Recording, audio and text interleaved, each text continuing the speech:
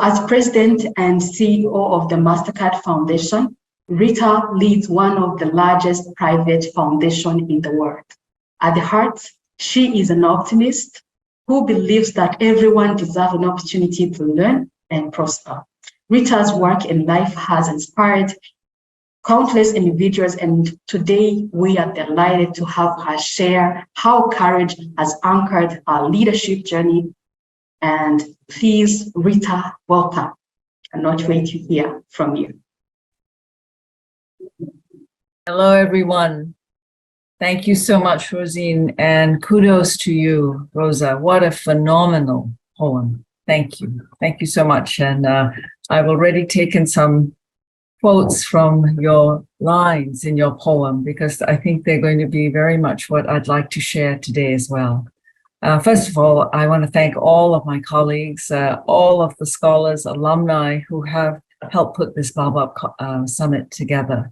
It's amazing to see that there are more than 800 people online, and I'm just grateful to have the opportunity to be with all of you.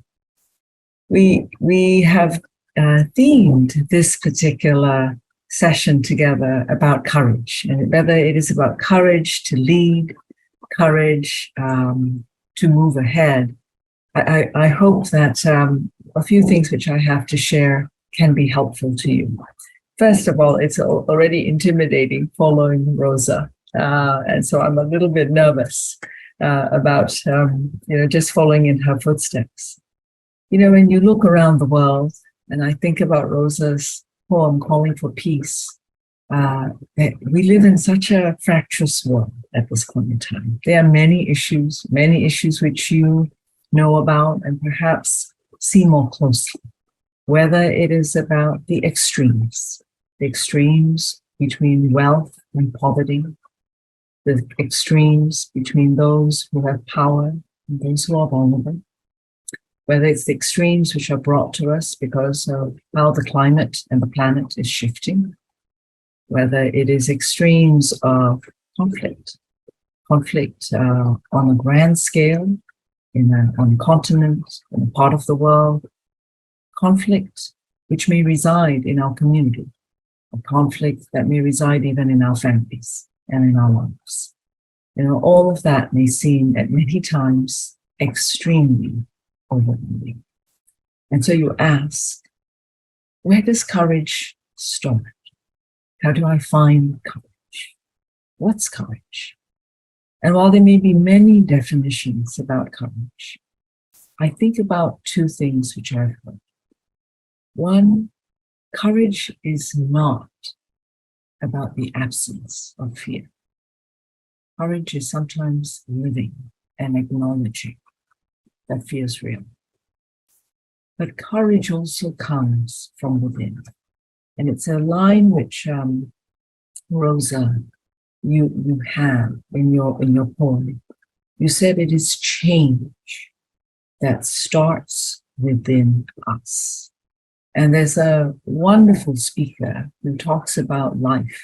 Her name's Brené Brown, and you may have heard of her or listened to some of her TED Talks or podcasts. And she traces the word courage to its Latin roots, which means core or heart. And she translates it as tell the story of your heart. Tell the story of who you are. And that's courage. That's courage. And so when we think about where journeys begin for us as leaders, even maybe before you ever heard the term leadership, I suspect for everybody who's on this platform, who's listening, I already know you're on a leadership journey. You are leading. And that leadership journey likely started when you were quite young, even younger than you are now, in your family, when you were tasked to look after a younger brother or younger sister, or when you were given some responsibility by your mom, your dad, to do something, to be useful, to be of service to your family. And perhaps later on, as you're in school and through your career up to now, when you are called upon to take on some responsibility, that's leadership. But that leadership also requires knowing who you are. And I want to say a couple of things about my own journey before we open up. You know, even just coming onto this platform, there's a little nervousness. And I think, gosh, I may have spoken in many different circumstances, but I'm nervous. I'm nervous because I'm seeing all of you and I want to do a good job. And then I think to myself, that's human. That's human. And part of being courageous is also understanding who you are, what your strengths are, what you're comfortable with, what you're not comfortable with. It's understanding where there may be gaps. And I think about that often as a leader. What do I have and what am I missing? And how do I strengthen what it is that where I may have some weaknesses, where I may not have understanding? And how do I do that? I can learn, but I can also make sure that I have good colleagues, people around me, people in my life who are there to give me courage. It goes back to Rosa's poem. There was a line Rosa, where you said, let us celebrate we, us, you. So we, more than I, abandon the I and think about the we. And so when you understand a bit more about who you are, that's when you start to begin to identify, what's my purpose? Why am I here? What's important to me? What do I believe in?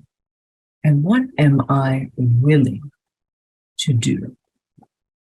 Either to speak out, to stand up for something that I believe. But more importantly, what am I willing to do, to give, to commit, to act upon, and to stick to for the long term? That is courage. There are many acts of courage, big and small. None of us are Marvel characters in a movie.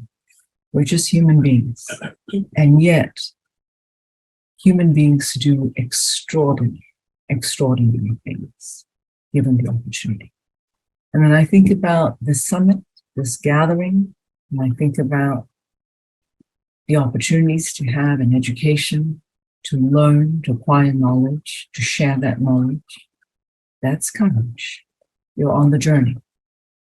When you begin by trying something, could be a social enterprise, could be starting a business, could be a project, could be an assignment for education. That journey of learning, and in some cases, perhaps not succeeding, at least not succeeding the first time, but thinking, oh, what can I learn? And how do I start again? That very process is courage. So I know everybody here practices being courageous. Whether you recognize it or given it a name, that's what we're doing. That's what each of us is doing each day, being courageous. And so when it comes to these circumstances of leading, being given accountability, being held accountable, being asked to make a contribution, being responsible, that does take courage. It takes courage, not to anyone else, but first and foremost to yourself. To say, am I willing to commit? Am I ready to take the first step? Even though I may not know everything or have everything I need to be able to complete this assignment. But courage, if you go back to the root cause, the root word, which is about the heart, it's about believing that not only that you can do it, but you will know when to ask for help, when to surround yourself with the right people who can help you accomplish your task. All of us here at the MasterCard Foundation, all of us here as MasterCard Foundation scholars have an incredible assignment. It's an assignment to be of service, to take the knowledge that we have and transfer it in different ways, which create good. Good in our community, good in the larger places that we work, in our fields of work, but largely good in the world. So I'm really excited. I'm excited to hear your questions, what's on your mind, and I just thank you. Thank you for inviting me and for including me today. So back to you, Rosie.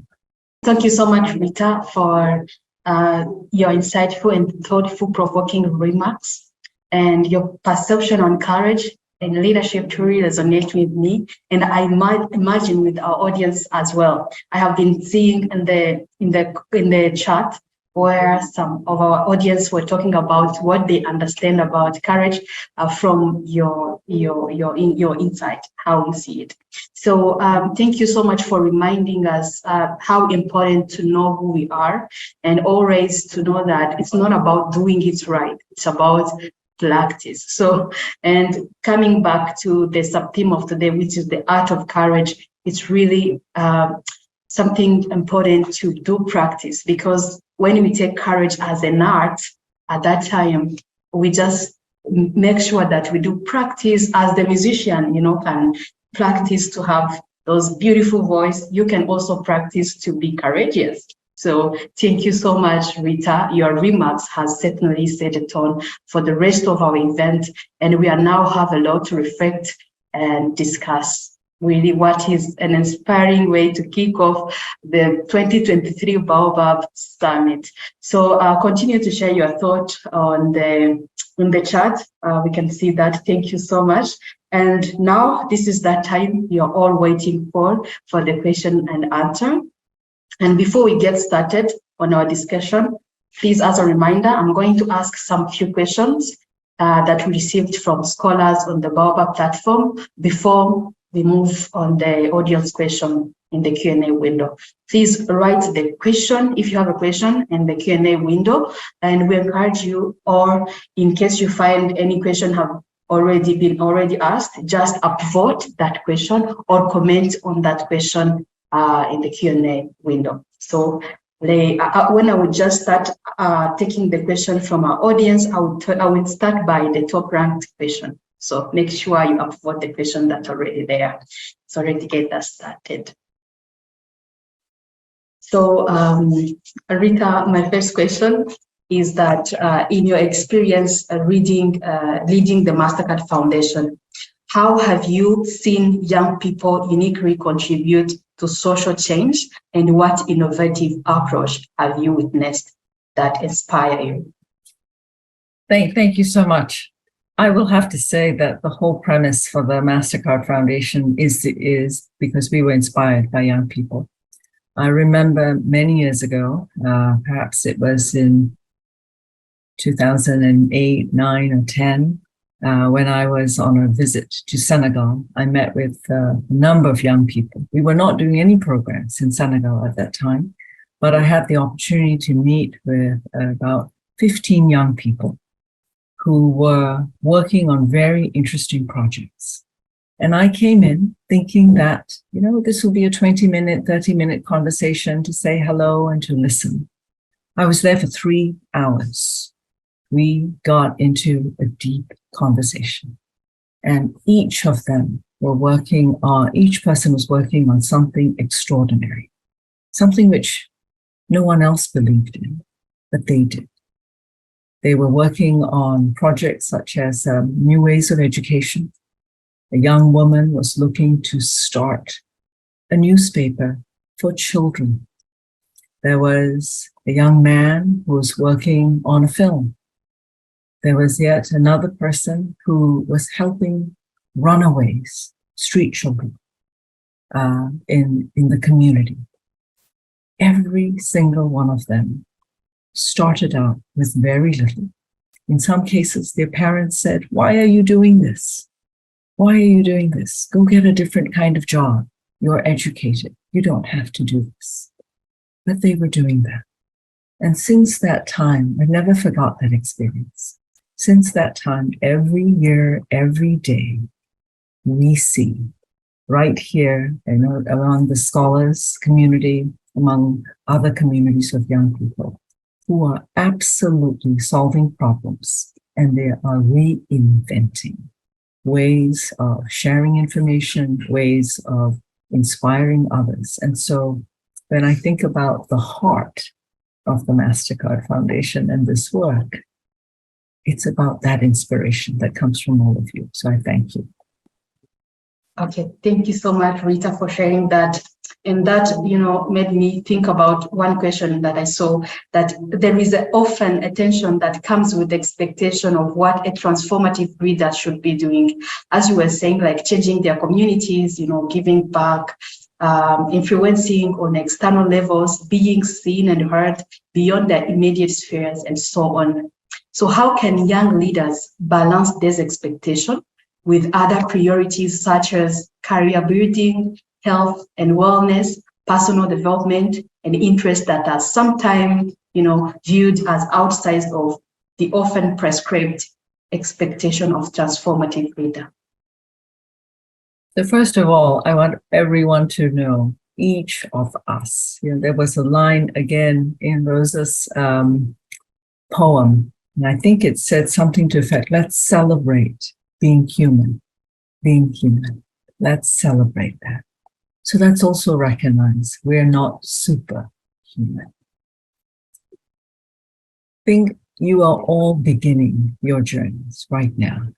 And one thing which is really important to hold on to is not everything has to be done in one day, 1 month, 1 year. You have a lifetime ahead of you. And when you take that kind of time horizon, you just have to think what it means to come into who you are. It's about learning, educating yourselves, growing in your career. It's taking on projects. And sometimes that project is part of what you do every single day, but may not even recognize. Balance. Balance is a word about integrating all aspects of our lives. We aren't expected to be heroes every single day. We're just expected to be human beings who are trying to do our best. And part of doing your best is setting goals, small goals, and big goals. It's also about thinking about what does it take to be a healthy person. I woke up early this morning and I went for a run because when I run, I can think. And when I can think, I feel better and I feel more confident. But it's that integration of everything that makes you who you are. So expectations, sometimes the hardest expectations to overcome are the expectations we set for ourselves. Not the ones that others impose on us, but the ones we impose on ourselves. So pay attention to that. Okay, thank you so much. Sometimes, our expectation, those are the ones that, limit us. So make sure you think about that and remember to don't forget about yourself. Okay. Another question is, as you very well know, diversity and inclusion are crucial for the sustainable development. How does the MasterCard Foundation ensure that its program and initiatives are inclusive and representative of diverse voices, particularly those of young people from different regions, backgrounds, and abilities? Thank you, Rosine. I think you've hit on a core of how we approach our work.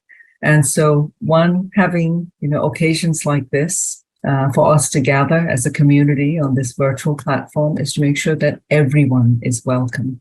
One of the things I know, sometimes it's disappointing. You want to see each other in person. And yet there are moments where you think, how can we ensure the greatest access to participation? That for folks who may not be able to travel, that they can join us. And so we think about, sometimes it's a design feature and you do something like this. In other cases, when we're putting together the Scholars Program, we think about who are we trying to reach? And so the intention starts right from the beginning with the design to make sure that they're young women, that they are young people who may be living with a disability, who are differently abled. When we think about young people whose circumstances are very difficult because they are not in their home country, they've been displaced, they may be in a different community. We think about young people who maybe aren't as young because they couldn't go to school right at the beginning, but they're re-entering education now. And so it's about imagining for us opportunities for young people who have been most excluded because of circumstances, and building that in. But more than just building that in, at the foundation, we set targets for ourselves, whether it's 5%, 10%, 15% for different categories. Or in the case of Young Africa Works, our major initiative, our major core strategy right now, 70% of that 30 million young women, young people should be young women. So it's intention that gets put into action, but it is also programming into our DNA, young people's input, perspective, participation, and partnership. Now, so I hope all of you keep us true and keep us on the road and keep us grounded in this as well. We need that. We need to hear from you. Yeah. Thank you so much, Rita. And I think we all have also to play our role as Mastercard Foundation scholars and alumni, partners, just to make sure that the diversity is respected, Thank you so much for that. And let's just now go for the question from our audience. Let me see in the Q&A. There is somebody called Oni. Hi, Ma'am Rita Roy. The first foremost, I would love to thank you for this great opportunity you have given to me and my community by sponsoring my university degree at university in Africa. I would love to ask if you had to leave 3 guiding principles as legacy for the next generation, what they will be. 3 guiding principles. Yeah, thank you. So the first thing I'd say is I hope very, very much that you will discover your purpose, and that's the assignment for everybody here.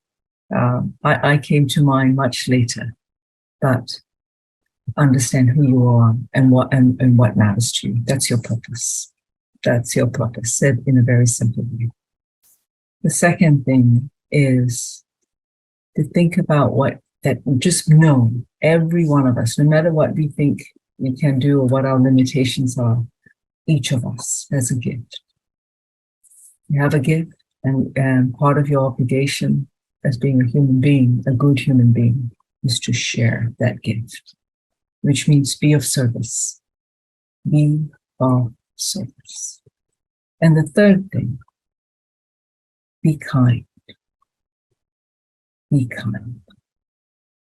And that is a mark of great people, whether they hold high station in office, high office, people of status, or not. Be kind. That's the definition of being a good human being.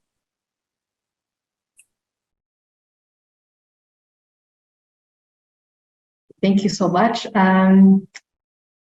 There is another question. Let me check.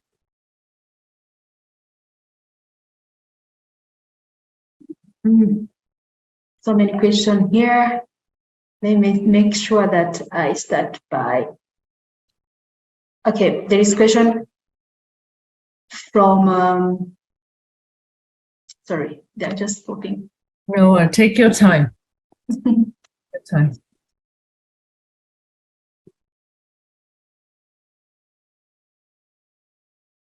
Okay, there is a question from Juliet. How do we start? Sometimes we have ideas, but it's hard to start. At what point did you decide to start? I think it was a very, very long time ago when I decided to start, but I really appreciate the question. Sometimes when you have a big dream or you have a big idea, you tell yourself, oh, I can't do anything. I don't have all the things. I don't have all the money. I don't have all the tools. I don't have the organization. How could I even begin? But the fact is, you already have an idea. You've begun just by having that idea. The second thing to do is, which I find is when something seems so large and overwhelming, is to break it down into small pieces. And when you break it down to smaller pieces, you think about what are the things I can do now, even without anything else. Can I speak to somebody? Can I recruit a friend or a classmate and ask them if they're interested in helping me?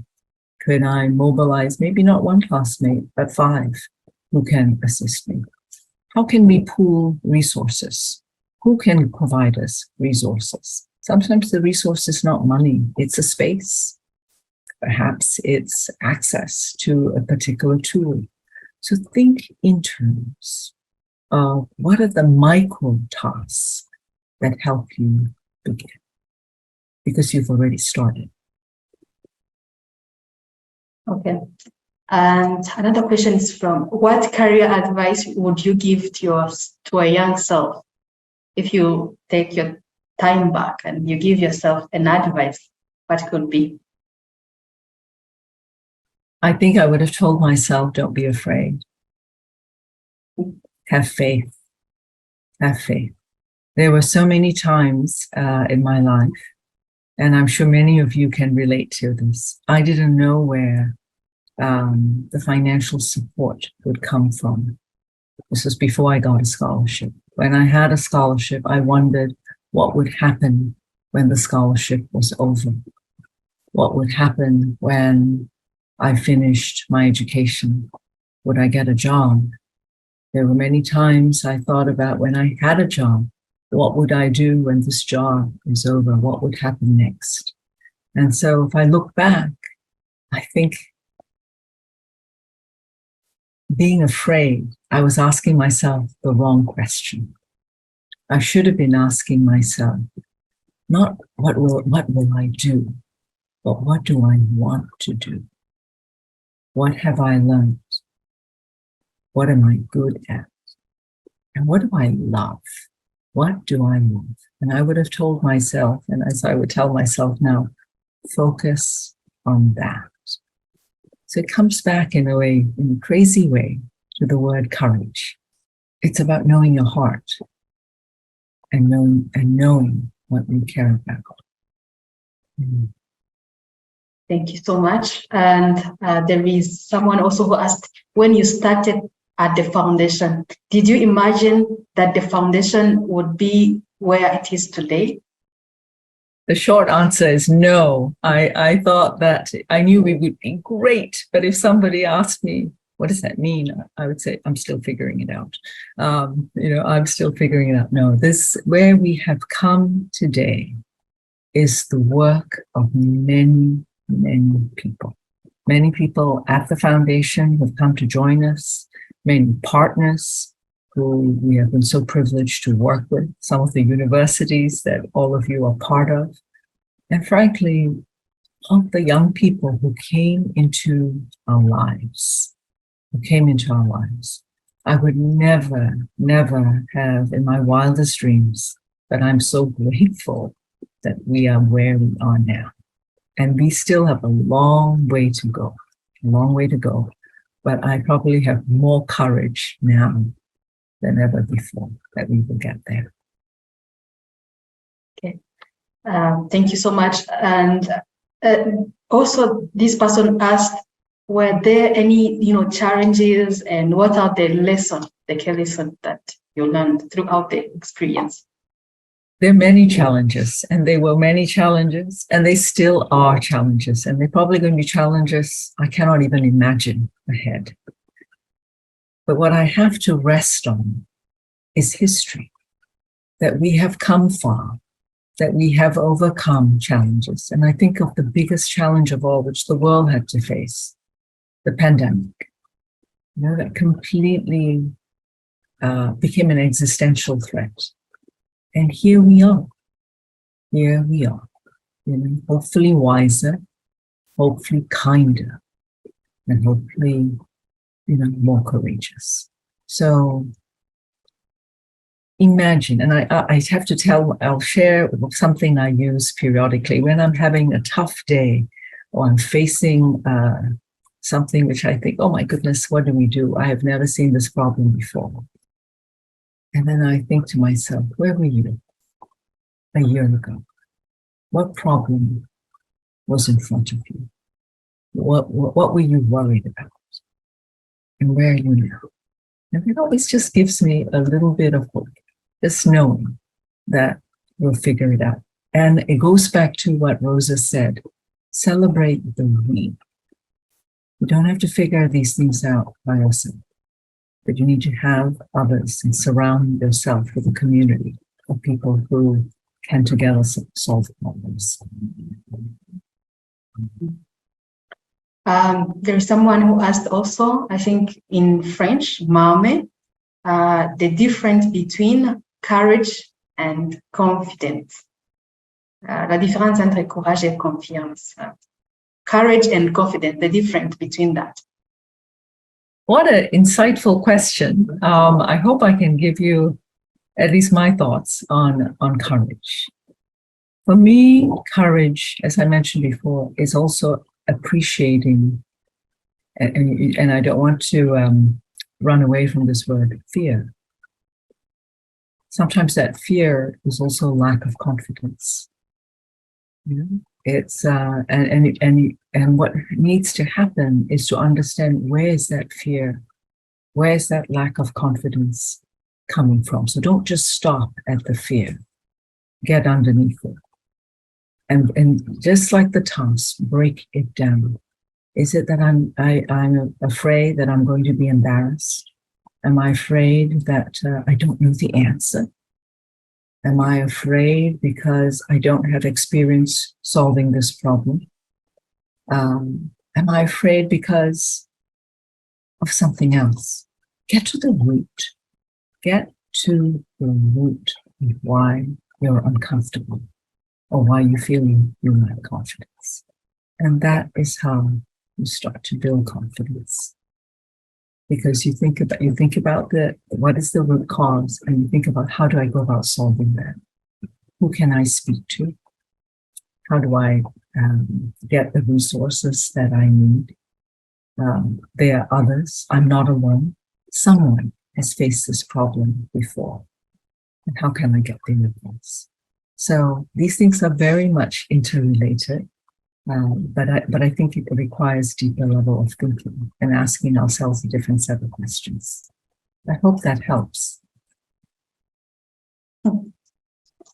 There is a question from Nicholas, and he said, could you share an unexpected story from your time as a CEO that helped you learn a valuable lesson about leadership? What impact did that encounter have on the way you handled leadership at the Mastercard Foundation? So I'll tell you some stories, at least one story. At the foundation, and I know many young people that I meet say, oh, it must be so important. You get to make important decisions. The foundation is doing great work. You're wonderful. And then I want to say, thank you.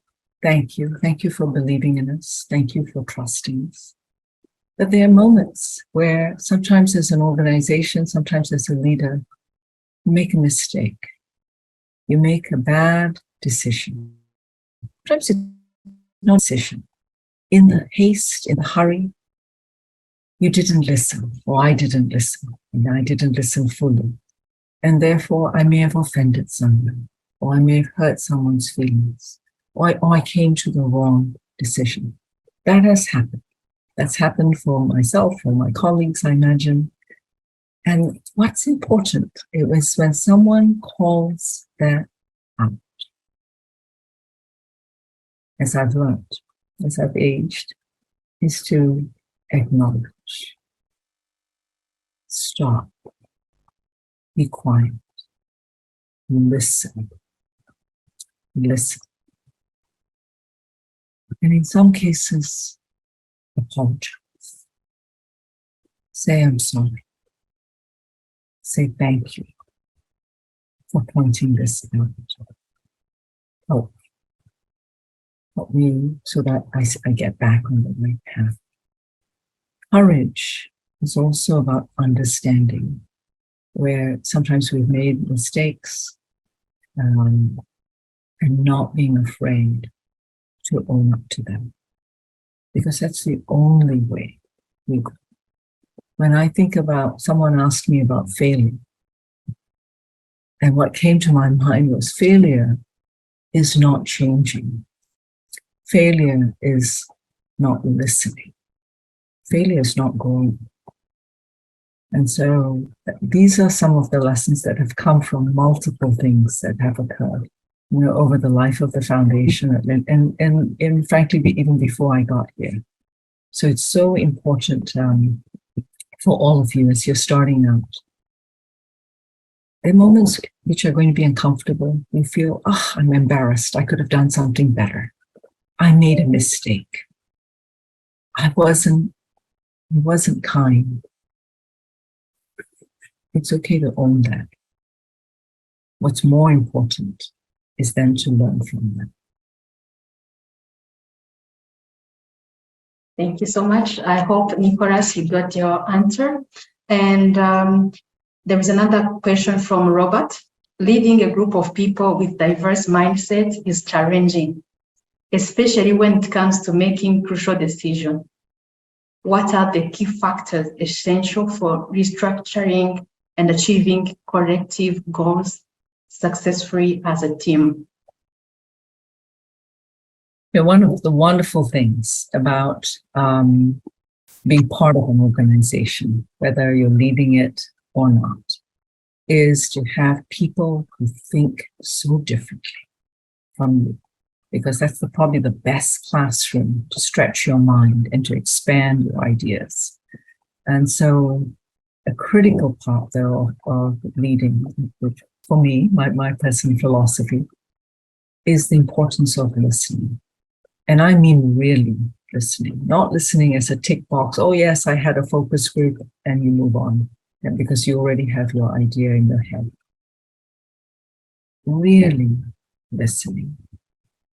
Because when you do, sometimes you understand, or I understand, people are actually talking about the same thing. You're just expressing it in different ways. Sometimes they have very different points of view. And this requires debate, discussion, so that we can lay out what is the best thing, not for me, Rita, not for them, but what is the best thing for the organization if we are to achieve our goal. And we filter that everything through, is it getting us closer to our goal? So it transcends individuals, but it comes back to the mission. So that's one. I think the second part of bringing diverse ideas together is to also ask some very interesting questions. Are we the best ones to undertake this idea? These are fantastic ideas. Are we the best ones? Or is there someone else out there, another organization, who has far more expertise than ours? So it is, in a way, when you have conversations like this, you're respecting the idea. You're respecting the person who's brought the idea forward. But now you're asking a different question about how do we bring it to reality, which doesn't take away from the importance of that idea. So it always comes back to listening, but the foundation of this listening also has to be trust. in an organization. Nobody wants to follow a leader they don't trust. And no leader can lead without that trust.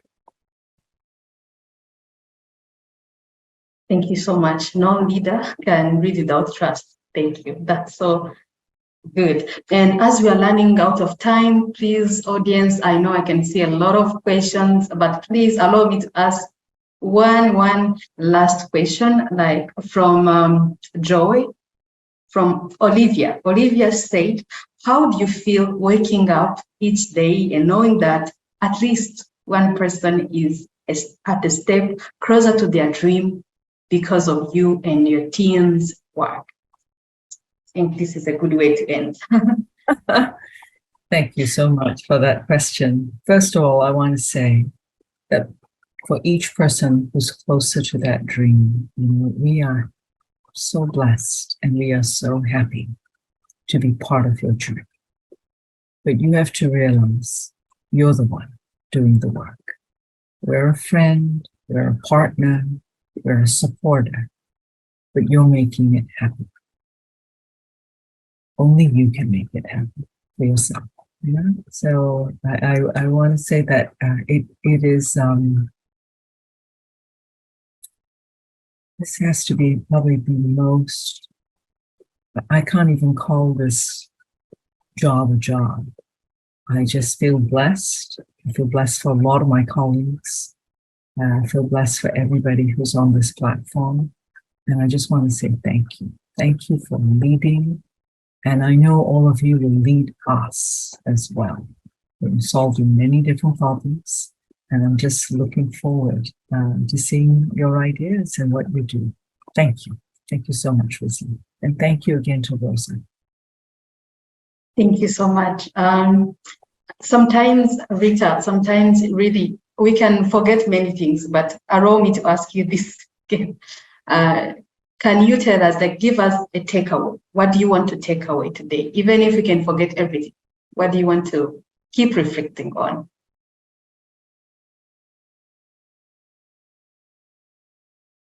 I want to come back to this word, courage, because when I was invited to come and asked to come, I had to look up the word and remind myself.